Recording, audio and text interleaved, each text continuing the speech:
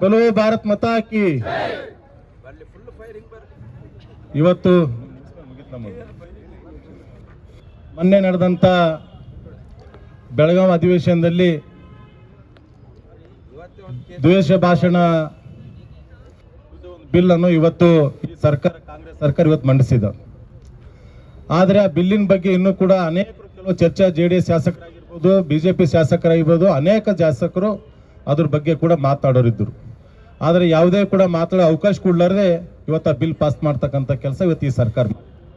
ಆದರೆ ಇವತ್ತು ನಾವು ನಿಮ್ಗೆ ಹೇಳಕ್ ಬಯಸ್ತಾ ಇದ್ದೀವಿ, ಇದು ಬಿಲ್ ಎಂತಂದ್ರೆ ಇದು ಓನ್ಲಿ ನಮ್ಗೆ ಅಷ್ಟೇ ಸೀಮಿತವಲ್ಲ. ಇವತ್ತೆಲ್ಲ ಪತ್ರಕರ್ತರಾಗಿರ್ಬೋದು, ಸೋಷಿಯಲ್ ಮೀಡಿಯಾದಾಗ ಎಲ್ಲರೂ ಇವತ್ತು ಯಾವುದೇ ಒಂದು ವಿಷಯದ ತಾವು ಬರೆದು ಹಾಕಿದ್ರು ಕೂಡ ತಮ್ಮ ಕೂಡ ಕೇಸ್ ಮಾಡ್ತಕ್ಕಂಥ ಈ ಬಿಲ್ ಕೂಡ ಮಂಡಿಸಿದ್ದಾರೆ.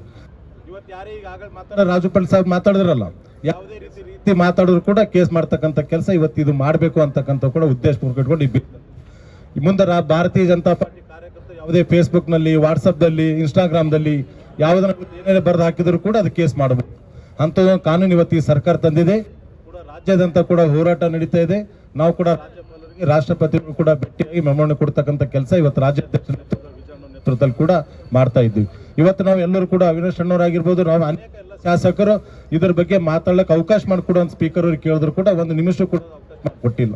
ಯಾರಿಗೆ ಹೇಳದೆ ಕೂಡ ವಿರೋಧ ಮಾಡಿದ್ರು ಕೂಡ ಬಿಲ್ ಪಾಸ್ ಮಾಡ್ತಕ್ಕಂಥ ಕೆಲಸ ಇವತ್ತು ಈ ಸರ್ಕಾರ ಮಾಡಿದೆ. ಈ ಸರ್ಕಾರ ವಿರುದ್ಧ ಕೂಡ ನಾವು ನಿರಂತರವಾಗಿ ಹೋರಾಟ ಮಾಡ್ತೀವಿ. ಈ ಬಿಲ್ ಅನೇಕ ಭಾಳ ಎಲ್ಲ ಕೂಡ ಏನೇನಿದೆ ಅಂತಂದ್ರೆ ನಿಮ್ಗೆ ಹೇಳಕ್ಕಲ್ಲ ಅಷ್ಟು ವಿಷಯಗಳು ಇದ್ರೆ ಮೆನ್ಷನ್ ಮಾಡಿದ್ದಾರೆ.